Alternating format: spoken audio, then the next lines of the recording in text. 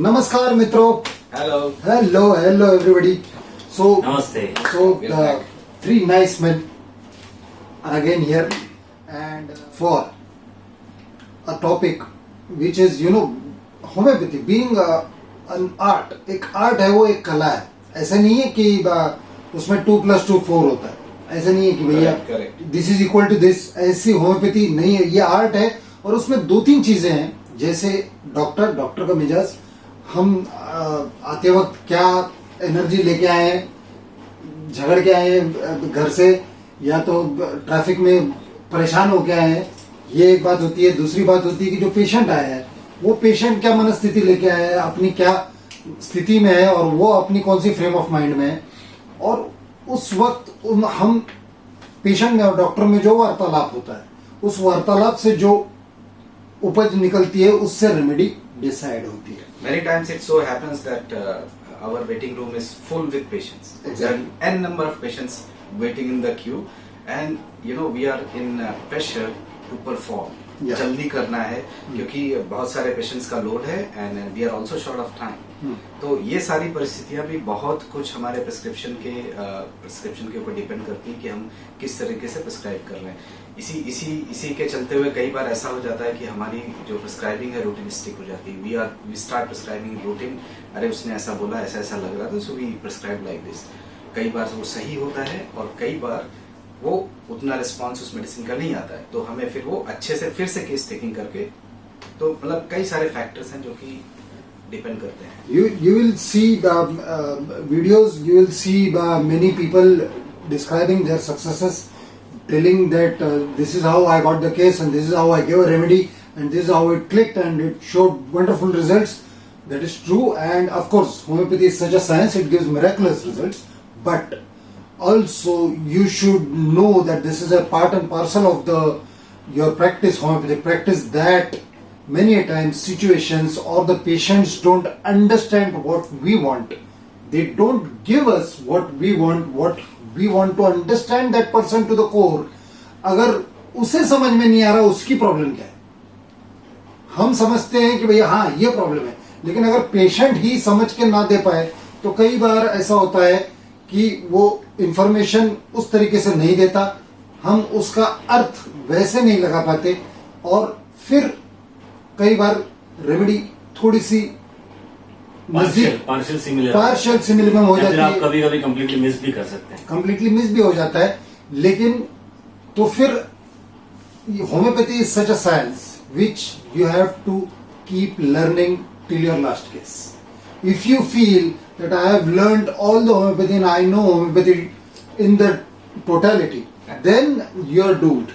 An artist cannot say that he is the perfect artist, because art is never about perfection. Yeah. Art is about keep on achieving, keep on learning, keep on sharing. That is art. So in that way we can say that homeopathic prescribing is definitely a science, but above science, beyond science, more than that, it's an art. So homeopathic prescribing is an art. It is an artistic science. It's an artistic इसमें ना science. सतगुरु जी के video बहुत सारे लोग देखते होंगे. हाँ. तो ये ना उनकी लाइन बहुत बढ़िया लगी मुझे, जो हम सुनते तो है लेकिन उसको अप्रिशिएट नहीं करते. तो उनका एक लाइन था कि जिसमें वो कहते हैं कि I do not no has a ट्रेमेंडस possibility. Exactly. I do not no. जैसे अभी योगेश ने बताया ना कि learning process never ends. Till the last breath we have to keep learning, and homeopathy is such that we have so many more than 6,000 molecules, and every person comes with different personality, right? Yeah. So this learning process will never stop. You may in this path you may experience few failures, थोड़ा struggle होगा, failures आएंगे, लेकिन उससे ही आपको सीखना है. तो आज का टॉपिक हमारा, आज का जो टॉक है ना, हमने ये सोचा कि काफी लोग पूछते हैं कि सर क्या ये हम सिमिलिमम देते हैं, हमेशा वही सिमिलिमम रहेगा क्या, वो पेशेंट हमेशा उसी सिमिलिमम से ठीक होगा? तो ऐसा नहीं है, और स्टेट चेंज होते हैं. अगर आप सक्सेसफुली उसको XYZ डिजीज है उसको ठीक करते हो, कुछ महीने बाद वो कोई और बीमारी लेके आ सकता है. That time you may have to give some different similimum. Because कैसा है ना, life is not something which is decided. Life throws at you different situations, different things, and people adapt to it very differently. And homeopathy is all about how a person adapts Yes. to the situation. Yes, and change is permanent. Nothing Change else is permanent. Absolutely. Change is permanent. तो- So homeopathic prescribing is a journey and not a destination. आज जो हमने सीखा है, कल इसमें थोड़ा सा और एड अप होकर के थोड़ा सा और एक्सपीरियंस हो जाता है, तो प्रिस्क्राइबिंग का जो लेवल है वो ऊपर जाता है, चेंज नहीं होता है, ऊपर जाता है, क्योंकि आपका एक्सपीरियंस ग्रो करता है और धीरे धीरे आप उन फेसेट्स को या उन सेंसिटिव मुद्दों को पकड़ने लगते हैं पेशेंट्स के, जिसमें आपको लगता है कि नहीं, यहाँ पर पेशेंट ने कुछ हिंट दिया था जिसको मैंने टिप नहीं किया, मैंने उसको एक्सप्लोर नहीं किया और वो बात आकर के चली गई, जो कि एज अ नाइव प्रिस्क्राइबर और एज अ शुरुआत के प्रिस्क्राइबर जब हम होम्योपैथी सीखते हैं तो वो सेंसिटिव पॉइंट पेशेंट्स बोल करके जाता है, लेकिन पेशेंट्स को भी नहीं पता होता कि कितना सेंसिटिव पॉइंट है और हम उसको ग्रैब नहीं कर पाते और फिर हमारा प्रिस्क्रिप्शन जो है, जो करेक्ट होना चाहिए, वो पार्शियल बन जाता है। और ये हमेशा अपने ध्यान में रखो कि हर एक केस आपको कुछ नया सिखाने आई है। ये हमेशा ध्यान में रखो कि मुझे सब आता है, ये कभी नहीं सोचना। Always think and sit in your chair that every new case is there to teach me something new. Every case you have to learn from your mistakes, you have to learn from your failures, you have to learn, and if you keep learning then you will move towards perfection. But please understand, you will never be perfect. You can only move towards So perfection. today's topic is what we are going to share today is related with our how to say, it's not a failure, I would say, it's a sort of advancement in our prescribing from our mistakes, what we didn't observe or what patient didn't observe or he didn't share. He thought that perhaps it's not that important, but it was really important for him.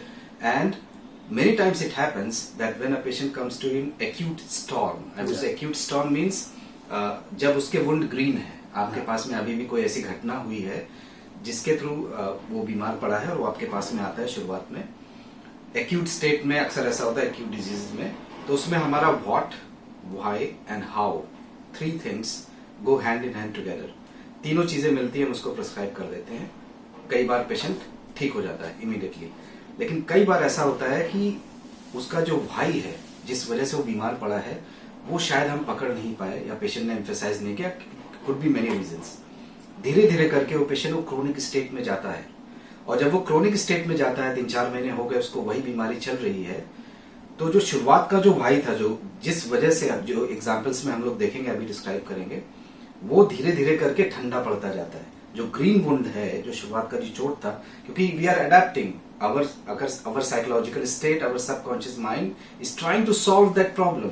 तो वो problem जो green थी अभी धीरे धीरे करके subside होके somewhere in his heart or somewhere in his subconscious mind is staying and he does not emphasize, और हम लोग भी इसको emphasize नहीं करते, then our prescription is not perfect.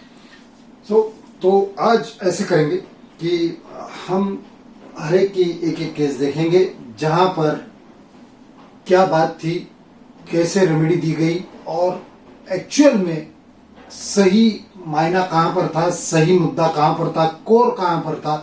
ये 1 या 2 प्रिस्क्रिप्शन में हमें पता चलता है और पहले प्रिस्क्रिप्शन ने कैसा असर दिया, उसको कैसे भापना है, उसको कैसे समझना है, उसके ऊपर से फिर सेकंड प्रिस्क्रिप्शन कैसे, थर्ड प्रिस्क्रिप्शन। तो ये सेकंड प्रिस्क्रिप्शन और थर्ड प्रिस्क्रिप्शन, आगे के आपके फॉलो अप प्रिस्क्रिप्शन के बारे में आज हम बात करने 3 नाइस मैन आपके सामने, राइट। तो आज पहले कौन एसकेडी चालू करेगा? यस, एसकेडी की केस पहले सुनेंगे। हाँ, Yes. तो before we start the case, as I said, कि आपको आपके हर एक केसेस में जो भी आप समझ पाते नहीं समझ पाते, जैसे हमने लास्ट 2-3 वीडियो में देखा, ईगो के बारे में बात करी हमने, सल्फर, प्लेटिना ना, काफी सारे रेमेडीज में ईगो। तो आपका ईगो हमेशा ना साइड में रखना है, ठीक है? ईगो हमेशा बाजू में रखना है। इतना आसान नहीं है, क्योंकि अभी क्या हो रहा है ना, मॉडर्न साइंस में तो बहुत सारे लोग ईगो लेके आगे बढ़ रहे हैं, क्योंकि सबको ऐसे लगता है ना कि वो जो सोच रहे हैं खुद वही सारी चीजें हैं, लेकिन हमें ये एक्सेप्ट करना चाहिए, we have to appreciate this fact कि ये हमें जो पता है ना, उसे छोड़ के नेचर काफी वास्ट है। यस। और इसमें बहुत सारी चीजें ऐसी ना जो हमारी एक दिमाग से परसीव करने के लिए इनफ नहीं है, अपना एक लाइफ टाइम इनफ नहीं है। तो पहले इसीलिए मैं बता रहा हूँ कि और होम्योपैथी उस नेचर का एक हिस्सा है। हिस्सा है। बिल्कुल, बिल्कुल। तो अगर आप होम्योपैथी से जुड़े नहीं है, होम्योपैथी को एक्सपीरियंस नहीं किया है, आपने सिर्फ बुक्स में कहीं पे पढ़ा है, ठीक है ना, तो क्या होता है या ना कुछ कि आपने रिसर्चेस पढ़ लिए बस, और उसी से आप अंदाजा लगा रहे हो कि होम्योपैथी ऐसी होगी वैसी होगी। नहीं, इसलिए हम आपको हमेशा बोलते रहते हैं कि ना होम्योपैथी को एक्सपीरियंस करो, खुद उसका हिस्सा बनो। या तो आप ट्रीटमेंट ले लो कहीं से, या फिर आप डॉक्टर है तो आप प्रिस्क्राइब करो, आपके रिलेटिव्स को प्रिस्क्राइब करो, और फिर देखो होम्योपैथी किस प्रिंसिपल्स पे काम करती है, और आज की ये दुनिया जो चल रही है वो किस प्रिंसिपल पे चल रही है। तो बहुत सारे लोग आपको मॉडर्न साइंस में क्रिटिसाइज करते हुए दिखेंगे, तो मैं उनको वही बोलना चाहता हूँ कि जो सदगुरु जी का जो लाइन मैंने बोला कि you should always appreciate that the fact that we do not know everything. When we say I do not know, that has lot of possibilities, तब आप बहुत सारी चीजें सीखेंगे, तब आप होम्योपैथी को सीख सकते हैं। बिल्कुल, इतने अभी 10-12 साल यहाँ पर हम लोग प्रैक्टिस कर रहे हैं, और आज भी ऐसे होता है कि केस निकलती है और हम लोग बोलते हैं होम्योपैथी क्या लेवल पे काम करती Yes, है। और yes. माँ I think it कसम, happens almost every time that we are astonished with the results of homeopathy. My God, how beautiful this science and art and is. at what level it At what works, level it works. वो हम Amazing. लोग अभी भी amazed हो जाते हैं। तो I want to repeat it again कि whatever this so called modern science, whatever information we have got now, up to whatever level we know the science, it not even a tip of iceberg. Yes. 0.1% भी नहीं है। There are 99.9% चीजें ऐसी है कि जो इंसान को अभी तक पता नहीं है, उसे समझना है। अगर उसे समझना चाहते हो, अगर वो पॉसिबिलिटी को आप खंगालना चाहते हो, अगर उसको एक्सप्लोर करना चाहते हो, तो आपको होम्योपैथी एक्सपीरियंस करनी पड़ेगी। तो आज का सेशन उसी से जुड़ा हुआ है कि हम इतनी साल से प्रैक्टिस कर रहे हैं, लेकिन फिर भी इसमें कुछ चीजें होती है जिसका इम्पैक्ट होता है, जिसकी वजह से एरर्स आना लाजमी होता है। हर प्रोफेशन में वो प्रोफेशनल एरर्स होते हैं, ह्यूमन एरर्स होते हैं, अलग अलग काइंड ऑफ एरर्स होते हैं। जैसे आलोक ने बताया, पेशेंट समझता नहीं है। तो आज की पहली केस स्टार्ट करते हैं, जिससे आपको प्रैक्टिकली इससे समझ पहले में एक लाइन आएगा। मैं बोलना चाहूंगा, होम्योपैथी में हम लोग जब ग्रो करते हैं, हम लोग को लाइफ में भी बहुत सारी चीजें सीखने को होम्योपैथी से मिलती है। अभी जैसे ह्यूमन एरर की इसने बात की, ह्यूमन एरर जैसे अभी एक केस फेल्योर हुआ, तो उससे क्या होता है ना, हमें ये शिक्षा मिलती है कि यार विनम्र बन जाओ। आपने 50 केसेस ठीक किए, you are nothing in front of nature, ये ठीक करके दिखाओ, नहीं हो रहा है, नहीं हो रहा है। उससे क्या सीख मिलती है? विनम्र बनो, humble, be humble to nature, always remain humble so that you can learn from the mistakes. Nature always gives chance. ये होता ही है। मुझे लगता था, मैं खुद लेकेसिस हूँ और मैं लेकेसिस ऐसे पकड़ता हूँ, लेकिन ऐसी भी वाकया हुई है कि लेकेसिस मेरे आंखों के सामने से जाता रहा और मुझे पता नहीं चला ये लेकेसिस है। Correct. और फिर बाद में लेकेसिस दिया, और जब वो सही हुआ तो बोला यार मुझे लेकेसिस कैसे नहीं पता चली। ये मेरा घमंड उस दोस्त चूर हो गया कि भाऊ तेरे को लेकेसिस नहीं आती, सीख, और सीखना और पड़ेगा। एक चीज और मुझे बहुत बढ़िया सीखने को ये मिली है कि जैसे अभी he thought that he is the king of lekesis, that he can चुटकियों में लेकेसिस को पकड़ सकता है। उससे हमें ये सीखने को मिला कि हम लोग आपस में शेयर करते हैं।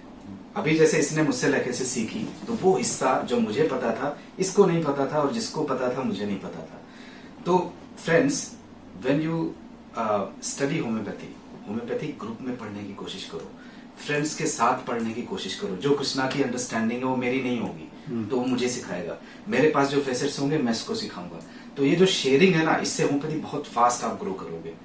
Please continue. यस, तो फर्स्ट केस आज का हम काफी केसेस है, शायद अपकमिंग वीडियोस में और सेशंस में हम और केसेस लेंगे ऐसे, जिसमें आपके बहुत सारे डाउट्स क्लियर हो जाएंगे। जैसे बहुत सारे लोगों के डाउट्स है कि क्या सर हमेशा एक ही दवा रहती है, क्या सर नेक्स्ट टाइम कोई और बीमारी आई तो हम सिमिलर वही देना है, constitution remedy remains the same रहती Same, the है। whole और क्या life. किसी को 10 बीमारियां है तो क्या एक दवा देने से, एक सिमिलम देने से सारी बीमारियां ठीक हो जाएगी? ऐसे बहुत सारे डाउट्स हम देखते हैं, सब लोग आप पूछ रहे हो, इसलिए हमने आज सोचा कि इस तरीके से सेशन लेंगे जिसमें हम ड्रग पिक्चर पूरा नहीं सिखाएंगे शायद, अगर आपको ड्रग रेमेडीज पूरी सीखनी है तो हमारे यूट्यूब चैनल पे, अपने चैनल पे आप सारी रेमेडीज देख सकते हो, और भी बहुत सारी रेमेडीज आएंगी। ठीक है, तो आज की फर्स्ट केस, उधर थीम रेमेडी होता है और रेमेडी के हिसाब से चलता है। आज थीम है कि केसेस लेके हमें कैसे सीखना है, how we keep on learning. So today's session going to be very interesting. हाँ, तो आप सब बने रहे यहाँ पे। तो फर्स्ट केस क्या था ना, ये एक लेडी है, यंग लेडी है, मैरिड है, उसको एक छोटा बच्चा है, शायद 8, 9, 10 साल का होगा। तो उनकी सारी फैमिली मेरे पास आती है काफी टाइम से, और उनकी फैमिली में उसकी मदर इन लॉ को काफी सारी चीजें थी, डाइजेशन इश्यूज थे, उसको गॉल ब्लडर स्टोन्स थे, लिनर स्टोन्स थे, काफी सारे इशू थे, इतने कि उसको एडमिट होना पड़ता था, हॉरिबल कंडीशन हो जाती थी। तो वो बहुत मिरेकलसली ठीक हो गई थी। उसकी सिस्टर इन लॉ, उसकी बच्ची और उसका खुद बेटा, जो छोटा बेटा है, उसको मॉलस्कम था, मॉलस्कम कंटाजियस, तो उसको बहुत सारे क्लस्टर थे उसके, तो वो भी बहुत बढ़िया तरीके से पूरे ठीक हो गए। ठीक है, तो इनका बेसिकली फेथ होम्योपैथी पे और फिजिशियन पे फेथ काफी था। तो ये लेडी, उसको फंगल इन्फेक्शन था काफी टाइम से, तो उसके लिए मेरे पास वो ट्रीटमेंट ले रही थी, और उसको फास्फोरस से काफी आराम आ रहा था, ठीक हो रही थी। लेकिन कुछ टाइम के बाद क्या हुआ कि phosphorus was not helping, fungal infection फिर से ग्रो करने लगा। ये दिक्कत काफी लोगों की होती है कि सर मैं रेमेडी दे रही हूँ, Yes. आराम हो भी रहा है, हाँ। लेकिन पूरी तरह ठीक नहीं हो रहा है। ठीक नहीं हो रहा है। It's a process of learning, और ये बहुत मुद्दे की बात है, ऐसे हाँ। कई सारे केसेस में। तो आज हमें देखेंगे कि ना प्रिस्क्रिप्शन आप कैसे सिमिलिमम कैसे चूज करना है, कहाँ पे एरर्स होते हैं, कहाँ पे लैग करते हैं, कहाँ पे, मतलब ये जो चीजें ना, ये बहुत इंटरेस्टिंग होगी आज। तो ये केस में क्या हुआ कि उसको फास्फोरस से फिर हेल्प नहीं हो रही थी, so I was thinking of changing the prescription. तो हुआ क्या, नेक्स्ट मीटिंग में वो पेशेंट आई और काफी पैनिक थे, काफी टेंस थे, क्योंकि हस्बैंड के साथ आई, और उन्होंने बोला कि हस्बैंड भी बहुत पैनिक था, क्योंकि she came with new symptoms, new disease. तो अच्छा friends, here I like to add a tip, if you have also please share. जब भी ऐसा होता है कि एक न्यू सिम्टम आया, पेशेंट बोला हाँ सर आराम है, पहले से जो पेन था उसमें भी 20-30% आराम है, you have the full right here at this point to think whether am I prescribing correctly or not, because when the similimum works, patient often says sir 80% 90% बहुत आराम है, so look at the confidence, sir 90% आराम है, sir बहुत बढ़िया हो गया है, you see that the energy that patient gives you will tell you that आपका similimum अच्छा है। but here हाँ सर 20-30% आराम है, and then why is the patient telling you कि सर एक नया symptom आ गया, ठीक है ना। ऐसा नहीं कि आपको पुराना प्रिस्क्रिप्शन इमीडिएटली छोड़ देना, but you have the right here to think whether am I prescribing correctly or not. तो this patient of fungal infection, she has been having this symptom from quite some time, and now she has come with a set of new symptoms. तो what are this new symptoms? She got a breast abscess, okay, left breast abscess, and it turned to be very it increased severely within fraction of 1 week, it increased a lot। तो वो panic हो गए सारे कि ये कैसे हो गया, और रेड हो गया, उसमें एक उसका माउथ ओपन हो गया, and started oozing out the जो भी पस है, ब्लड है, उसमें से ऊज होना चालू हो गया। तो काफी पैनिक हो गया, ब्रेस्ट से रिलेटेड है, यंग है, एक बच्चा है। तो फिर उन्होंने बोला सर ऐसा, तो ये भी याद रखो कि फंगल इन्फेक्शन पहले से था उसको, तो फंगल इन्फेक्शन होने के लिए जो चीजें यहाँ पे बिगड़नी चाहिए वो चीजें कुछ और होती है, और अभी ये नया डिजीज आया ना, तो उसके लाइफ में इस दरमियान पिछले 2-3 महीने में कुछ तो अलग हुआ है। So you have to find out this state, current state, okay, and if you choose a remedy, if you give a simillimum for this state, for her best basically, because whatever stress she has gone through in last 3-4 months, this stress has caused this abscess, breast abscess। Means इसको हम लोग ऐसे समझते हैं कि body ने ये disease क्यों लिया, ये हाँ, सोचो, हाँ, ये डिसीज क्यों लिया। हाँ, और ये फंगल चीज का जो फंगस जो हुआ था ना, उसका कॉज कुछ और होगा, इसका कॉज कुछ और है। तो यहाँ पे जब आप मेडिसिन दोगे तो इट्स नॉट नेसेसरी कि अगर सिमिलर टाइप के स्ट्रेस की वजह से अगर उसको दोनों डिजीज हुए हैं तो एक ही रेमेडी में दोनों चीजें ठीक हो सकती है। लेकिन इसका स्ट्रेस कुछ और था, कुछ और काफी टाइम से चल रहा है, और ब्रेस्ट एब्सेस का स्ट्रेस कुछ रिसेंट है और वो अलग है, इसके लिए आप दवा देते हो तो it's not mandatory for this remedy to cover entire state. ये भी ठीक हो जाए, वो भी ठीक हो जाए, ऐसा जरूरी नहीं है। तो मैं इसको थोड़ा सा और सबूत एक एविडेंस के साथ में बताना चाहता हूँ। ये क्लिनिकल सिनेरियो, क्योंकि हमारा जो एनवायरनमेंट है डायनामिक है। डायनामिक मतलब हमेशा कुछ ना कुछ चलता रहता है, चेंज होता रहता है। मेरे पास में एक पेशेंट आता है माइग्रेन का, और उसका माइग्रेन की लेडी है, and she has some tussle or she is not good with her husband. Husband और वाइफ के बीच में कुछ ना कुछ गड़बड़ है। माइग्रेन को लेकर के मेरे पास में आई है। दवा दिया मैंने उसको प्रेजेंट सिनेरियो के हिसाब से, प्रेजेंट जो है अभी। शी लीव्स द क्लिनिक, और क्लिनिक छोड़ते ही फोन पे एक कॉल आता है। उसकी मम्मी, जिसे वो बहुत प्यार करती थी, मम्मी की डेथ हो गई। Okay, scenario changed. Most likely that medicine that I have prescribed her for migraine, considering migraine as a clinical condition and the adaptation that she was having with her husband, might not work. क्योंकि ये जो acute state, जो acute dynamic shift आया उसकी thinking में, क्योंकि उसकी mother की डेथ हुई है, now she is into panic, she goes home, she is not able to go किसी भी कारण की वजह से, तो वो चीज paramount हो जाती है prescribing में. It is most likely that the medicine that I have prescribed may not work. So that's what Krishna is saying. तो ब्रेस्ट एब्सेस, ओके, तो वो बहुत पैनिक हो गए, डर गए थे ऐसा कि ये कैसा, और ये काफी ऑब्वियस है कि इतना डर जाएंगे। तो उनको ना फिर केस हमने लिया, उसको पूछा कि क्या हुआ पिछले ना कुछ महीनों में, क्या स्ट्रेस चल रहा है, ये कुछ नया है, आपकी जो पहले की जो चीज आपने बताई वो तो ठीक है, लेकिन अब क्या हो रहा है, आपको क्या स्ट्रेस क्या चल रहा है।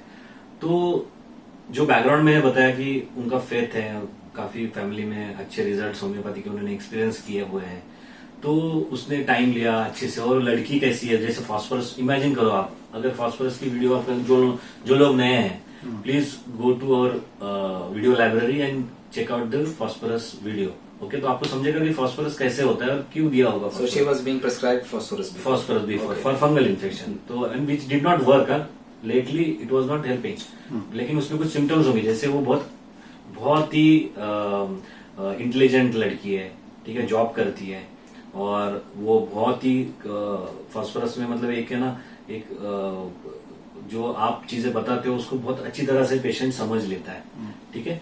तो ऐसे समझने वाली लड़की, बहुत बार एंग्जाइटी, रीजनिंग बहुत अच्छा होता है, तुरंत समझ जाता है वो आप पूछना क्या चाहते हैं, और उसमें रूब्रिक है कॉम्प्रहेंशन इजी, बहुत अच्छे से वो कॉम्प्रहेंड करती है आपकी जो चीजें समझती है कि डॉक्टर को क्या चाहिए, कैसे चाहिए। लेकिन कभी कभी क्या होता है ना, बहुत इंटेलिजेंट होने की वजह से, इंटेलेक्चुअल जो हमारा एस्पेक्ट है ना, इंटेलेक्चुअलिज्म आपको बहुत कभी कभी ट्रबल में डाल देता है as far as homeopathic case taking in concept. अगर आप बहुत ही इंटेलेक्चुअली सोचते हो तो आपके अंदर की वाइटल फोर्स की लैंग्वेज आने में डिफिकल्टी होती है, तो आपको जो स्पॉन्टेनियसली जो चीजें आती है ना, वो उस पर ज्यादा उसको महत्व देना होता है, उसको इम्पोर्टेंस देना होता है। अनपढ़ गवार होता है, वो जो दिल की बात है खटाक से बोल देता है। और कभी कभी इंटेलेक्चुअल लोग जो काफी डॉक्टर्स भी अपने पास आते हैं, तो वो बहुत है ना सोच समझ के बताते हैं, और रियल कॉज जो होता है ना, रियल स्ट्रेस, वो कहीं ओवरशैडो हो जाता है, वो कहीं ना कहीं चला जाता है, वो मिलता नहीं अपने को।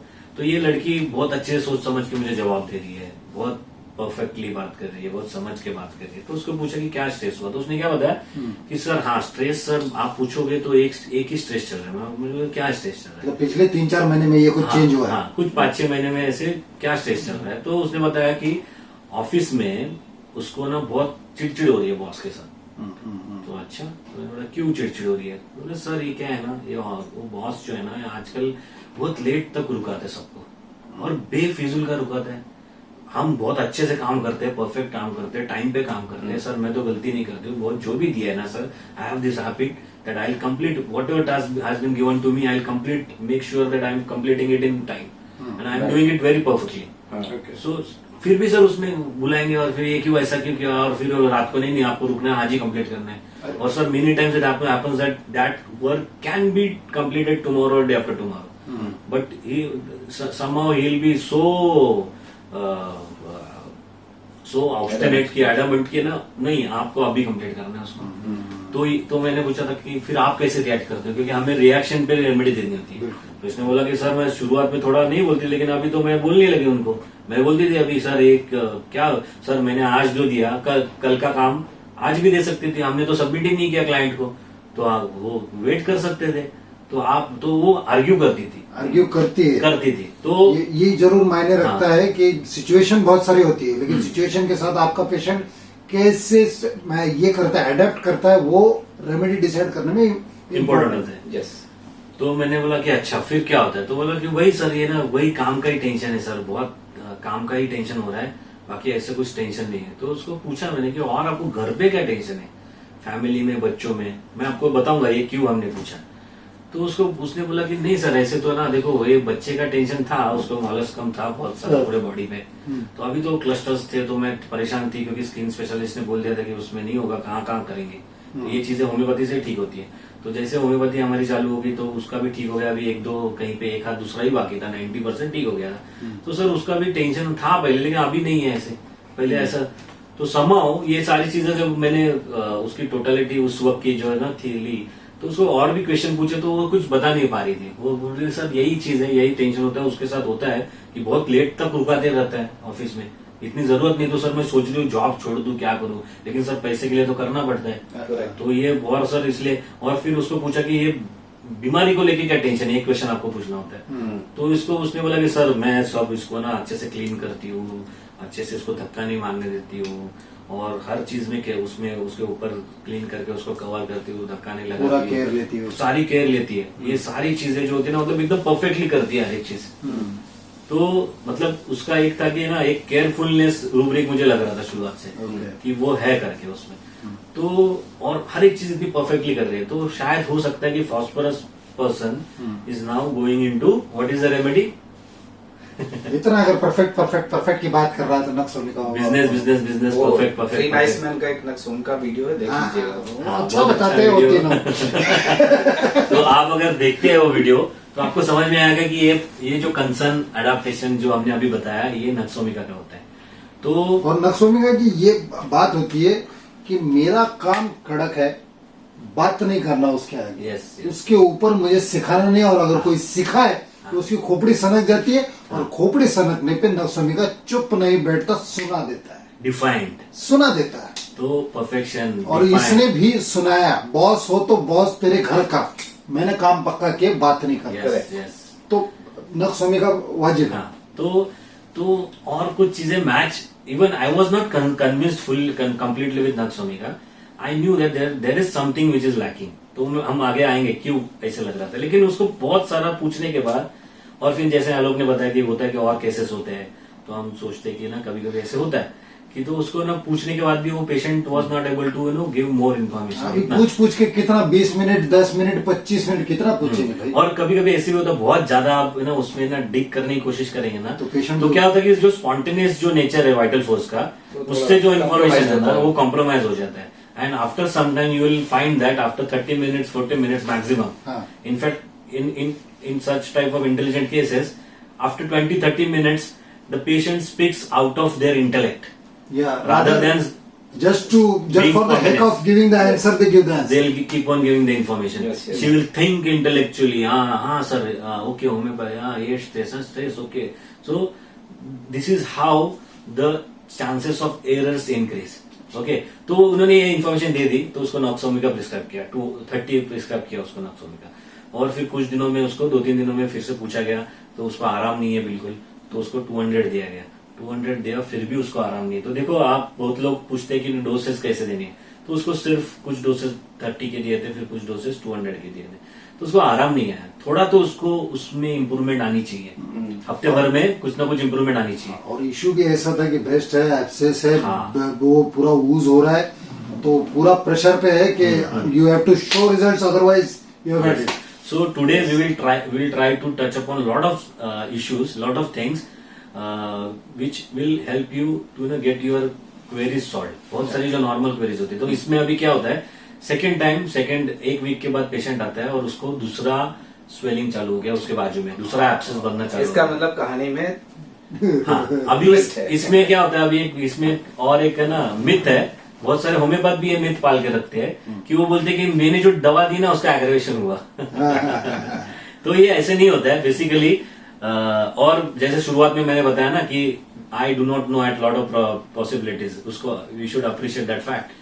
आई डू नॉट नो, बहुत सारी चीजें हो सकती है। एक फ्रॉग के जैसे एक पॉइंट में रहने नहीं रहना है, अपनी पॉइंट के बाहर बहुत सारी बड़ी दुनिया है, तो होम्योपैथी की दुनिया एक्सपीरियंस करो। तो इसमें क्या होता है ना, होम्योपैथी की मेडिसिन में बहुत सारे लोग थियोरेटिकली जानते हैं, एवोगाड्रोस नंबर्स के बाहर गया, फिर उसमें इतना सारा डाइल्यूशन है और कैसे काम करेगा। तो ये थियोरेटिकली मत आप सोचो, थियोरीज आपको, क्योंकि homeopathic knowledge is based on pure experience. Yes, pure experience करो, experience experience experience experience and then you conclude something. Yes, तो आपको इसको एक्सपीरियंस करना है इस चीज को। तो अभी रिसेंटली मैंने किसी के थ्रू ना एक कंसेप्ट सुना, एक मराठी में बोलते हैं पिंडी टू ब्रह्मांडी, ऐसा कुछ सुना होगा। तो मतलब जो what is true for one molecule, it will be true for the entire cosmos, and it will be true for that there will be another miniature cosmos inside that molecule. Correct. उसमें micro molecule हुआ, and all the features which are true for the cosmos, bigger cosmos, will be true for that molecule, and it will be same for that micro molecule also. एक साधारण सा उदाहरण है, समंदर की एक बूंद ले लो। जो कवि लोग बोलते हैं ना, समंदर की एक बूंद में पूरा समंदर समाया है। Yes. तो जो कंटेंट इसका है वही तो समंदर का भी है। तो एवोगाड्रोस नंबर वगैरह थियोरेटिकली सुन के फिर कुछ लोग अपने क्रिटिसिज्म झाड़ते हैं ना, वो ईगो लेके चलते हैं। उनको ये अप्रिशिएट करना होगा कि आपको ये चीजें नहीं मालूम कि होम्योपैथी में इतनी कम मात्रा में मटेरियल मेडिसिन अवेलेबल है, फिर भी होम्योपैथी इतनी मिरेकलस रिजल्ट कैसे देती है, इतनी सारी बड़ी बड़ी बीमारियां कैसे ठीक होती है। Yes. तो आप अगर आप हम्बल होंगे, if you are humble enough, if you are modest enough, Then you are ready to learn. Then you are ready to learn. Exactly. तो इसमें क्या हुआ, तो सेकेंड टाइम जो एब्सेस आया ना, तो उसका मेडिसिन का साइड इफेक्ट हो नहीं सकता, क्योंकि मटेरियल मात्रा बहुत कम होती है अपने इसमें, कुछ डोसेस दिए हुए हैं। तो हुआ क्या है कि ना, नक्सोमिका ने काम नहीं किया है, क्योंकि वो मैच नहीं हुआ। अगर यहाँ पे ऐसे फिट नहीं होता है तो वो अलग अलग घूमते रहेंगे, वो कभी एक साथ आएंगे नहीं, वो ये छूता ही नहीं है, छूता ही नहीं है, वो चला जाएगा। और यहाँ पर अगर कोई वाइज बंदा या प्रेजुडिस्ड बंदा है जो कि साइंटिस्ट है, कहाँ होम्योपैथी काम करती है। हाँ, लेकिन अगर वो थोड़ा सा पेशेंस रखे, थोड़ा सा विजडम रखे, तो फिर आगे Krishna is going to tell कैसे होम्योपैथी ने काम किया। कैसे काम करता है होम्योपैथी। तो मैग्नेट है ना, मैग्नेट, उसके पास आप आयन पार्टिकल लोगे लेके जाओगे तो ही तो वो अट्रैक्ट करेगा, या दूसरा मैग्नेट रहेगा तो रिपेल करेगा। अगर उसके सामने आप वुडन बॉक्स लेके जाते हो, व्हाट विल हैपन, होगा ही क्या एग्रेवेशन होगा? कुछ नहीं होगा, कुछ फर्क ही नहीं पड़ा, because they are not on the same wavelength, not made for each other. हाँ, तो होम्योपैथिक मेडिसिन ऐसे ही होती है कि अगर उसकी वेवलेंथ मैच होती है ना, तो बहुत बड़ा संगीत बन सकता है। अगर वेवलेंथ मैच नहीं होता है ना, तो वो नॉइज बन जाता है। कुछ नहीं कुछ नहीं होता। और उससे कुछ, हाँ, तो इसीलिए जो बहुत सारे लोग मिथ पाल करके रखेंगे होम्योपैथी देंगे तो नुकसान हो जाएगा। प्लीज वो मिथ, वो भ्रम दिमाग से प्लीज निकालो। और बहुत सारे ऐसे भी व्यूअर्स हैं जो कि होम्योपैथी के फैंस हैं बट वो डॉक्टर नहीं है, तो प्लीज आप होम्योपैथिक मेडिसिन दीजिए, लेकिन थोड़ा सा ये प्रिकॉशन सतर्कता रखिए कि बहुत ज्यादा रिपीट मत करिए। ज्यादा रिपीट करना, उससे कोई हानि नहीं होने वाली है। हाँ। मेडिसिन के सिम्टम्स 1-2 दिन रहते हैं, वो भी जैसे हेडेक हुआ या थोड़ा सा ऐसा पसीना आ गया, बस इतना 1-2 दिन, उससे ज्यादा कुछ नहीं होने वाला। So you can prescribe safely. हाँ, तो इसको ना एक एब्सेस आने लगा और इसमें से ऊजिंग और बढ़ने लगी। तो वो फिर से आई, फिर हमने देखा कि अरे बाप रे, ये ऐसा कैसे हो गया। तो फिर उसको हमने समझ गया कि इसकी कुछ तो स्टेट गड़बड़ हो रही है, तो उसको फिर से बिठाया। समझने में कुछ तो कमी रह गई है, और समझो बेटा। तो आप अभी देखो, हो सकता है बहुत सारे एरर्स कैसे होते हैं कि पेशेंट खुद समझता नहीं है और वो बता नहीं पाता है। कभी कभी पेशेंट अच्छे से बताता है, लेकिन डॉक्टर नहीं, फिजिशियन नहीं समझ पाता है। तो आपको ब्रेकफास्ट करके नहीं आया है, या अपने स्ट्रेस में, या अपने फिर स्ट्रेस में। नेक्स्ट पे बहुत सारे प्रीवियस पेशेंट का स्ट्रेस है, जो भी है। क्योंकि हम लोग भी ह्यूमंस ही हैं यार। यस। तो इससे मुझे, क्योंकि ये वीडियोस पब्लिक प्लेटफॉर्म पे जाने वाली है, सोशल मीडिया पे, नॉर्मल लोग जो नॉन मेडिकोज है वो भी देखेंगे, तो वो भी समझ में आएंगे कि होम्योपैथी कैसे काम करता है, तो केस कैसे देनी होती है। देखो, तो इसमें ऐसे हुआ कि सेकंड टाइम जब आई तो उसके हस्बैंड को फिर से पूछा, तो हस्बैंड ने भी बताया कि हाँ सर, ये हम सब परेशान है क्योंकि ये ब्रेस्ट से लेकर है, दूसरा बढ़ रहा है अभी। तो हस्बैंड से थोड़ी इन्फॉर्मेशन लेके उसको बाहर बिठाया। तो हस्बैंड ने बताया कि सर, उसका नेचर, मतलब वो बहुत परेशान है इसको लेके, बहुत ख्याल रखती है, बहुत सब कुछ करती है, क्लीन करती है, सब कुछ करती है, लेकिन अभी वो बढ़ रहा है। लेकिन इसकी वजह से बुखार वखार अभी नहीं है, लेकिन थोड़ा सा फीवरिश लगने लगा है उसको अभी। तो सिम्टम मतलब थोड़े वर्स होने लगे। ओके, तो उनको बाहर बिठाया, फिर पेशेंट को पूछा कि देखो आपने बताया कि आपको बिजनेस का स्ट्रेस है, लेकिन जॉब का स्ट्रेस है, मतलब नक्सोमेगा के पॉइंट ऑफ व्यू से बिजनेस का, तो जॉब का स्ट्रेस है, तो कुछ तो है आप जो ठीक से बता नहीं रहे, मुझे आपका कंसर्न बताओ, क्या हुआ 6 महीने में, क्या गड़बड़ हुई, आपका स्ट्रेस क्या था।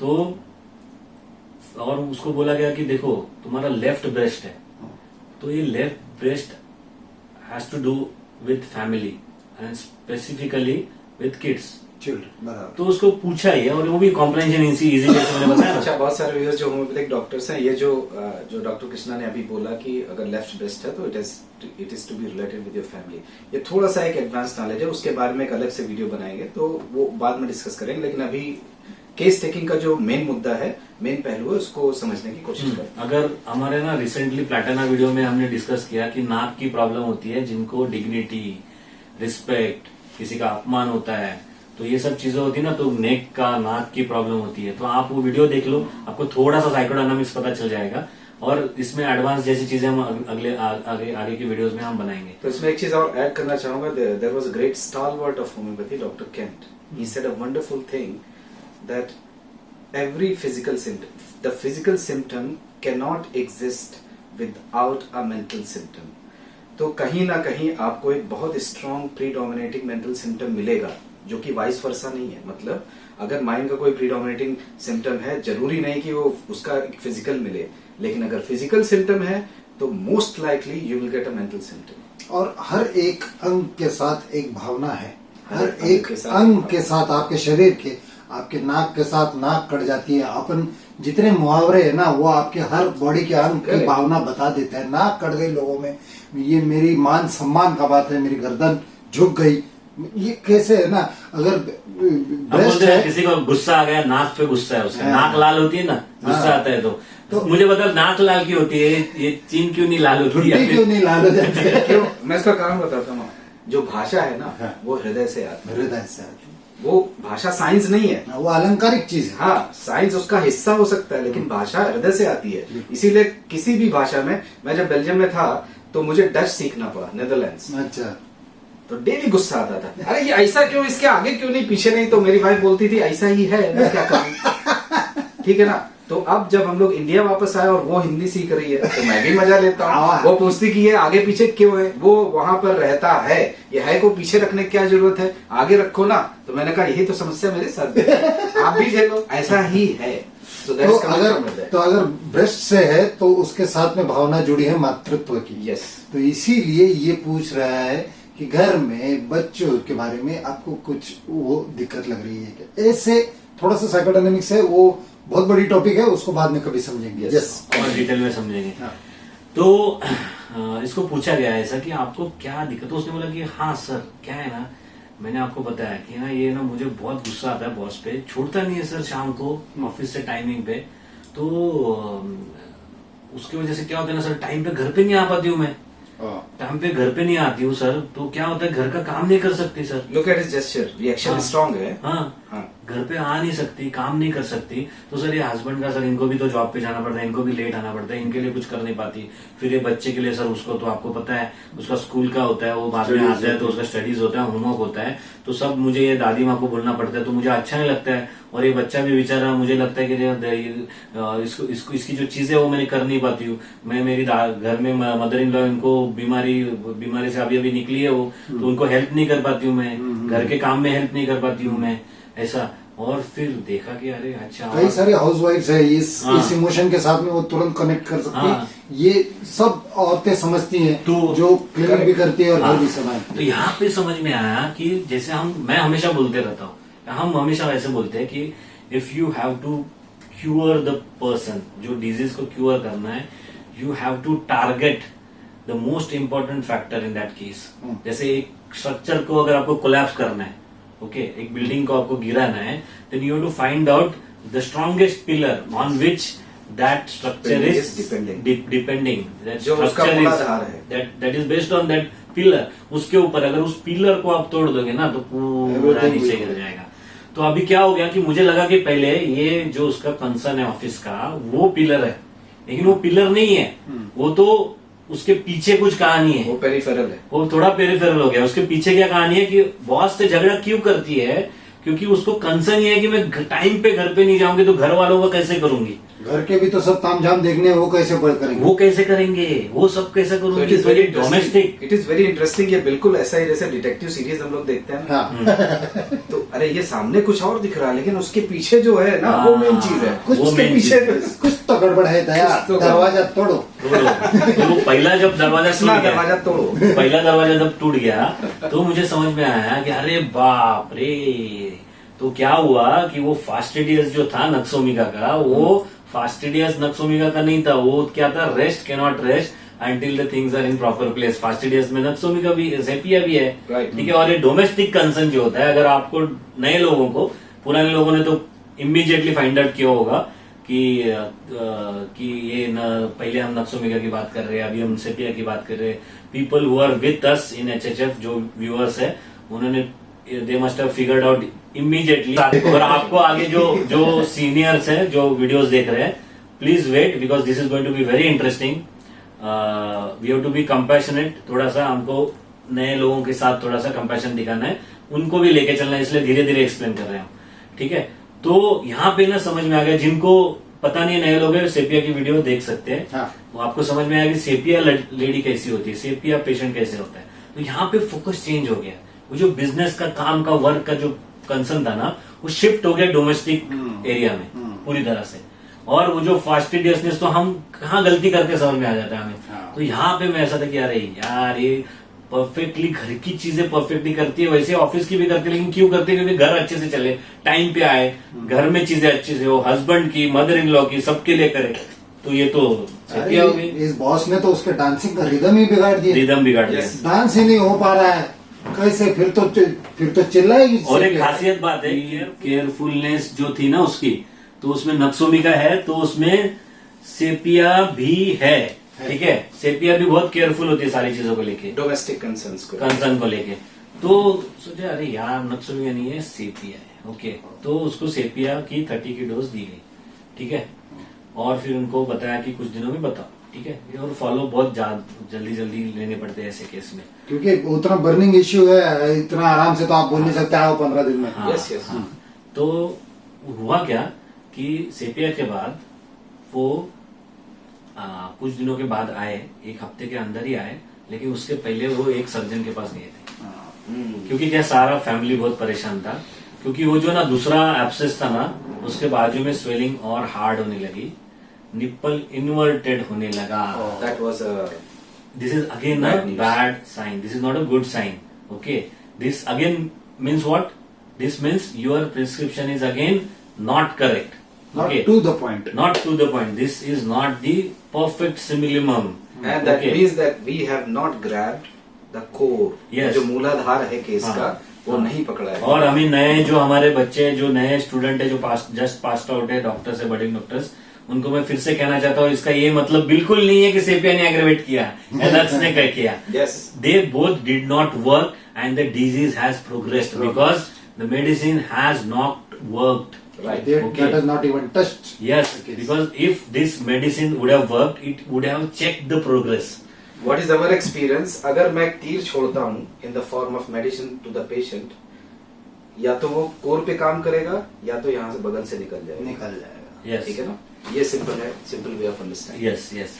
तो हुआ क्या है ना, वो फिर आए मेरे पास कि सर, और जैसे उनको मैंने बताया कि उनको एक्सपीरियंस ऑलरेडी है, ट्रस्ट है, लेकिन वो भी समझ में नहीं पा रहे थे कि असर बिल्कुल नहीं हो रहा है और ये बहुत क्विकली हो रही सारी चीजें। तो उन्होंने बताया कि सर हम सर्जन के पास गए थे उनका ओपिनियन लेने के लिए, तो उन्होंने ड्रेन भी किया। Okay. जो 2 थे एब्सेस, उसको ड्रेन किया, लेकिन उसकी बाजू में जो है ना वो हार्ड हो रहा है, निप्पल इन्वर्ट हो रहा है। तो उन्होंने भी कंसर्न बताया कि आगे चल के हमें, और उन्होंने कुछ टेस्ट वेस्ट कराए। तो लेकिन इन्होंने बताया कि सर हम जानते हैं कि हमें सर्जरी नहीं करनी है, हमें उन्होंने सर्जरी का सोल्यूशन बताया, तो हमें सर्जरी नहीं करनी है, तो सर आप प्लीज कुछ करो। और ये पैनिक फिर से बहुत ज्यादा कंसर्न हो गए थे। तो फिर ये उनको ना फिर से पूछा कि आप बैठो, आप शांति से सोचो और कुछ तो मिस हो रहा है, कुछ तो गड़बड़ है। कुछ तो गड़बड़ है। तो क्योंकि ये दरवाजा भी गलत हो गया, ये यहाँ पे तोड़ भी के कुछ फेंक नहीं है। देंगे। तो उनको ना मैंने सिर्फ फिर जैसे फर्स्ट टाइम भी ये सारी चीजें पूछी थी, लेकिन जैसे आप लोग ने बताया ना, most of the times what happens is the person who is sick he doesn't know why exactly he is sick. He doesn't know the reason. If he would have known the reason, he would have never fallen sick. Yeah. तो उसको पता नहीं होता कि exactly वो reason क्या होता है, क्योंकि वो 4-5-6 महीने में ना वो चली जाती है चीजें, और उनको नहीं पता थी, she is not a doctor, तो उसको पता नहीं कि एग्जैक्ट कॉज क्या हुआ। तो मैं एक मेरा सुझाव है सारे अपने होम्योपैथिक फ्रेटर्निटी के लोगों से कि आप 1 या 2 मिनट जरूर लो पेशेंट को एजुकेट करने का कि यार ये चीज मुझको चाहिए, होम्योपैथी काम कैसे करता है। उनको 2 मिनट का एक एजुकेशन देना जरूरी है, क्योंकि सबका एक एलोपैथिक फ्रेम ऑफ माइंड रहता है कि हाँ ड्रेन एब्सेस हुआ है, एब्सेस को दबा दो, एब्सेस फोटो और एब्सेस निकालो, या एंटीबायोटिक लेके खत्म कर दो। एब्सेस को ट्रीट नहीं करना है, हमें उस आदमी को समझना है और उस आदमी को दवा देनी है जिस आदमी को एब्सेस है, ना कि उस एब्सेस को दवा देना है। Yes. ठीक है। तो यहाँ पे ना फिर यहाँ पे अभी मैं आपको बताना चाहता हूँ कि यहाँ पे एक मेजर कंपोनेंट है अपनी केस टेकिंग का, जिसको हम बोलते हैं साइकोडायनामिक्स की तरफ से हमें छानबीन करनी होती है। तो साइकोडायनामिक्स यहाँ पे ना हमें ये बोलता है कि लेफ्ट ब्रेस्ट है तो there has to be something wrong with the feelings which are connected to the kid, feelings of mother with kid. तो उसको एक लड़का है, एक बच्चा है, और हुआ क्या फर्स्ट वीडियोस में may be I must have put the question in wrong way, different way. क्योंकि जब उसको मैंने पूछा था कि आपको बच्चे, मैं खुद हम सोचने की कोशिश करते हैं, सारी चीजें हमारे माइंड में आके चली जाती है, तो उसको पहले भी पूछा था कि बच्चे का टेंशन क्या है, आप उसके मलस्टम को लेके तो परेशान थे, लेकिन वो भी ठीक हो गया, अभी तो टेंशन नहीं होना चाहिए। तो उसको पूछा था कि उसका टेंशन, तो उसने हाँ में हाँ मिला दिया कि हाँ सर उसका टेंशन तो नहीं है, अभी चला गया। तो इस बार फिर से उसको पूछा गया कि देखो ये ब्रेस्ट है आपका, लेफ्ट है, तो आपको बताना है कि ये बच्चे के साथ आपको क्या टेंशन है, आप शांति से सोच के बताओ। मतलब ये क्वेश्चन भी नहीं समझते। अभी मैं एक एग्जांपल देता हूँ, मेरे पास बंदा था, उसके पैर में ये हो जाता, डीप वेन थ्रोम्बोसिस हो जाता था, मतलब पैरों में है डीप वेन थ्रोम्बोसिस, रिकरेंट होता रहता था, और पैरों में है डीप वेन थ्रोम्बोसिस है। तो मैंने उसको पूछा प्रॉब्लम क्या, बोला अरे सर वो अभी आजकल मेडिकल वाला था, वो मेडिकल स्टोर चला, बोला आजकल सब वो 1 mg से मंगा लेते हैं, धंधा डाउन हो गया ऐसा वैसा। यार नहीं यार, धंधा नहीं यार, ये पैरों से, ये तेरे बच्चों से लेकर बच्चा क्या टेंशन। अरे नहीं सर मेरा बच्चा तो बहुत अच्छा है, एकदम सच अ वेरी ब्यूटीफुल बॉय, अच्छा एकदम अच्छा लड़का है। अरे अच्छा लड़का है मतलब, मैं बोला फिर तो उसकी चिंता रहती। बोला हाँ उसकी चिंता रहती है। चिंता क्या रहती? नहीं सर उसको लॉरेंस है ना, लॉरेंस मूनबिल्ड सिंड्रोम है, इनकरेबल डिसीज है, तो उसको कुछ हो जाएगा, ये चिंता रहती है। ऐसा नहीं कि वो चिंता तकलीफ दे रहा है, लेकिन उसकी हेल्थ की वजह से ये बेचारा चिंता में रहता है। तो उस हिसाब से ऐसे है, लोग भी नहीं समझ पाते। अपन पूछते वो टेंशन क्या दे रहा है, अरे बोलो मेरा बच्चा टेंशन नहीं देता, एकदम बढ़िया बच्चा है।